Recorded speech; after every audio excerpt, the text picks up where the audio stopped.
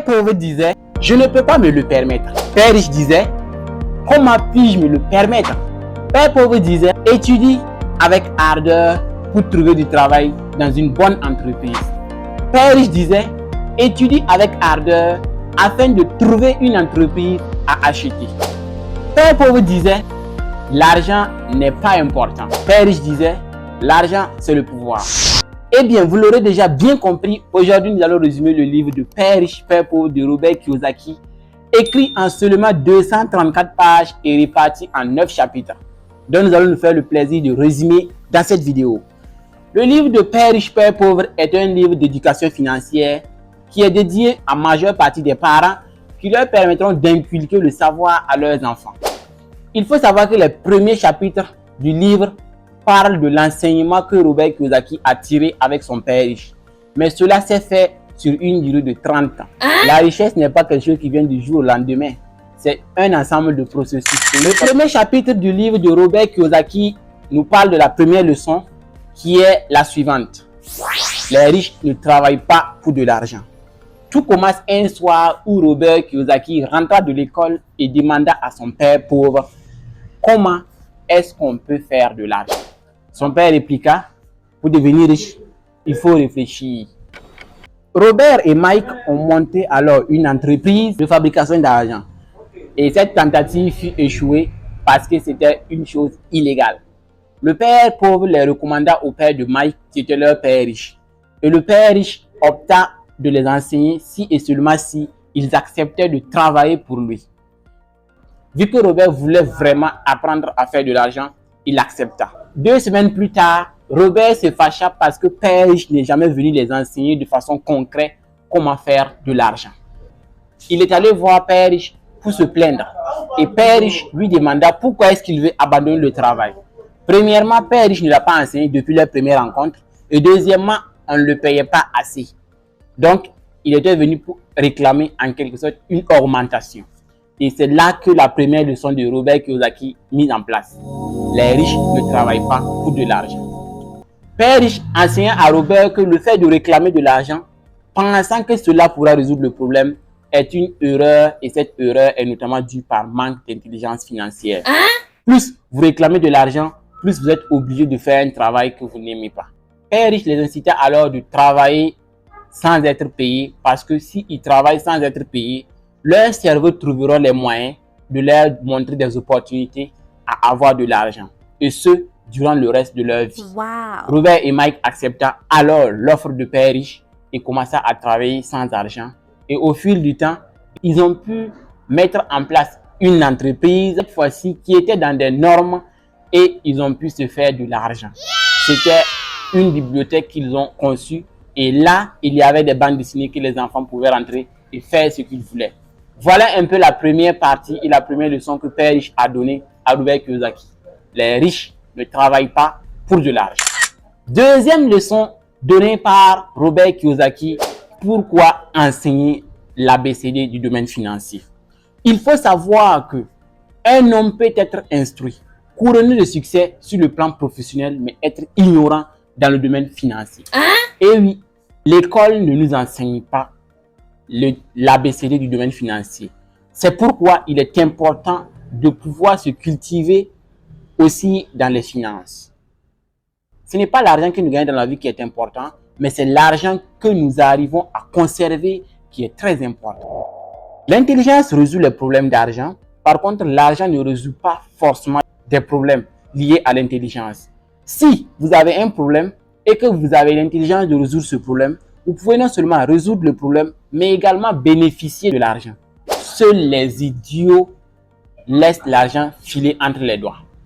La leçon ici à tirer au niveau de l'enseignement de l'ABCD du domaine financier, c'est de savoir faire la différence entre un actif et un passif. Un actif, c'est celui-là qui fait rentrer de l'argent dans notre poche. Un passif, c'est celui-là qui fait sortir de l'argent de notre poche. Aussi simple que ça, mais n'est pas exploité par plusieurs personnes qui se disent intellectuels instruits. Et le père riche a également signifié que certaines personnes, parce qu'ils pensent être instruits, ne veulent plus s'abaisser pour apprendre. C'est pourquoi il est plus facile d'enseigner à un enfant que de vouloir enseigner à un adulte l'ABCD du domaine financier. Troisième leçon, s'occuper de ses affaires. Robert Kiyosaki ici nous montre l'exemple de Ray Kroc qui non seulement travaillait avec les frères Donald, mais n'a pas oublié que son domaine ici, c'est l'immobilier. C'est pourquoi lorsque des gens veulent par exemple ouvrir un restaurant de McDonald's, ils devraient forcément passer par Ray Kroc pour pouvoir bénéficier de l'immobilier. Et celui-ci se contentait de ses immobiliers et faisait vraiment bénéfice. Si vous n'avez pas d'entreprise, vous devez travailler de sorte à avoir de l'argent et que cet argent, même si c'est $1, devienne votre employé et également recruter beaucoup de dollars. Voilà un peu le principe de s'occuper de ses affaires. Leçon 4. L'historique des impôts et le pouvoir des entreprises. Les taxes n'étaient pas imposées, mais cela a été un choix de la majorité parce qu'ils pensaient pouvoir punir les riches. Les pauvres sont en train de subir les conséquences de leurs actions. Les entreprises ont le pouvoir d'abord de gagner de l'argent, ensuite de dépenser avant de payer les impôts. Par contre, les employés, eux, ils doivent gagner de l'argent, payer les impôts avant de faire leurs dépenses. Tout n'est qu'une question d'intelligence financière. C'est pourquoi il est important de maximiser sur l'intelligence financière et la suite sera facile. Chapitre 5. Les riches engendrent de l'argent. Robert Kiyosaki, en seulement 5 heures, a pu bénéficier de $40,000 grâce à son intelligence financière. Yes! Il a emprunté $2,000 à un ami qui a acheté une maison et le revendre $60,000 et ainsi faisant un bénéfice en seulement 5 heures de $40,000. Les investissements que les riches prennent est risqué, c'est pourquoi ces derniers se font beaucoup d'argent. Et les pauvres se contentent sur des investissements duliers, donc il n'y a pas assez de bénéfices. Pour que les pauvres puissent prendre des investissements risqués, il faut qu'ils aient de l'intelligence financière. Et pour qu'ils aient de l'intelligence financière, il faut qu'ils apprennent ce qu'ils ne veulent pas faire. Voilà un peu la différence entre les riches et les pauvres. Et c'est ce que vous devez travailler à faire. Développer votre intelligence financière. C'est très important. Chapitre 6. Travailler pour apprendre, ne travaillez pas pour de l'argent. Robert Kiyosaki a d'abord été employé vendeur avant d'ouvrir sa première entreprise. Et sa première entreprise également a fait faillite. Et au fil du temps, il a pu améliorer ce qui n'a pas marché et à continuer. Père pauvre l'encourageait surtout à travailler pour de l'argent et même quand il quittait ses emplois, celui-ci était furieux. Mais Père riche l'encourageait plutôt de se bâtir des compétences afin de pouvoir un jour pour être compétent et ouvrir une entreprise qui puisse décoller. Vous devrez être avisé pour ne pas vous laisser mener le bout du nez. Il faut savoir que les compétences les plus importantes à se bâtir sont la comptabilité, l'investissement, le marché. Connaître le marché, c'est très important, et la loi. Chapitre 7. Une fois que vous avez la maîtrise de l'intelligence financière, vous pouvez notamment rencontrer certains obstacles. Et là, comment les surmonter? 5 obstacles justifient l'échec de la majorité et ces 5 obstacles sont entre autres la peur, l'incrédulité, la négligence, les mauvaises habitudes et l'arrogance. Il faut surmonter la peur parce que gagner signifie ne pas avoir peur de perdre. L'incrédulité.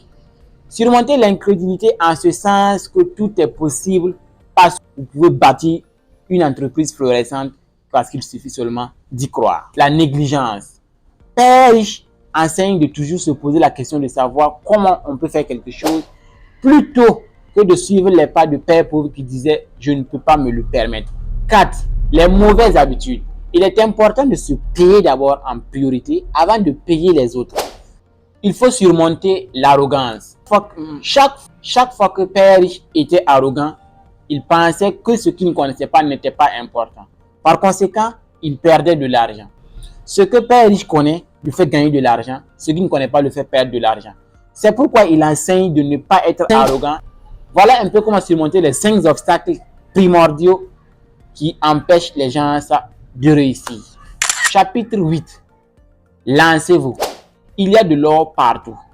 seulement que les gens ne sont pas entraînés à le voir. Pour ce faire, il nous a donné 10 étapes importantes à suivre pour pouvoir développer notre pouvoir inné afin de pouvoir aussi devenir des hommes de succès. Wow. La première étape, c'est de trouver une raison plus forte que nature.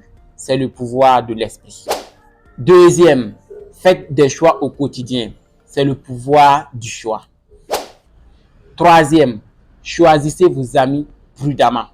C'est le pouvoir de l'association. Quatrième, apprenez une formule et apprenez-en une nouvelle. C'est le pouvoir d'apprendre rapidement. Cinquième, payez-vous en priorité. C'est le pouvoir de l'autodiscipline. Sixième, rémunérez bien vos courtiers. Un bon conseiller représente une grande force. Wow. Septième, donnez à l'indienne. C'est le pouvoir d'acquérir quelque chose gratuitement. Huitième, payez-vous le luxe grâce à vos actifs. C'est le pouvoir de se concentrer.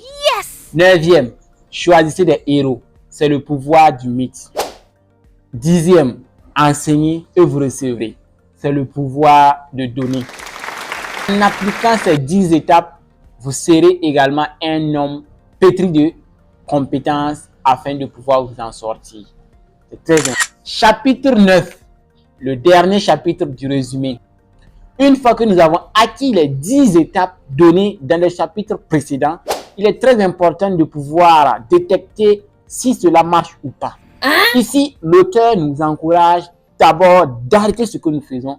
Si ça ne marche pas, de choisir une nouvelle idée pour nous lancer. Chercher à découvrir des gens qui ont réussi dans notre domaine, suivre leurs formations, lire leurs livres et suivre leurs séminaires. Il est également important d'aller à la recherche d'aubaines, de regarder au bon endroit, de chercher d'abord des acheteurs avant de rencontrer des vendeurs potentiels. De penser grand, d'apprendre l'histoire des grandes entreprises avant de nous lancer. Voilà un peu la fin du chapitre 9. Et l'auteur nous donne une dernière réflexion où il a pu faire des investissements dans l'immobilier et qu'il a énormément rapporté. Il nous enseigne également ici que si vous avez la connaissance et la sagesse, cela suffit énormément pour emprunter le chemin du succès. Et ici, il rappelle que le livre de Réfléchir et devenir riche n'a pas été écrit Travailler et devenir riche. C'est très important. Voilà ce qui met fin au résumé du livre de Robert Kiyosaki intitulé Père riche, Père pauvre. Si vous avez besoin de livre, n'hésitez pas à contacter moi. Si vous n'êtes pas encore abonné jusque-là, abonnez-vous et laissez-moi un pouce bleu. On se retrouve dans les commentaires pour vos questions, vos inquiétudes et autres. N'hésitez pas, on se retrouve là-bas et merci beaucoup. Rendez-vous pour la semaine prochaine maintenant pour le résumé du livre de Convaincre en moins de 2 minutes de Nicolas Boutman. Merci et bonne soirée à vous.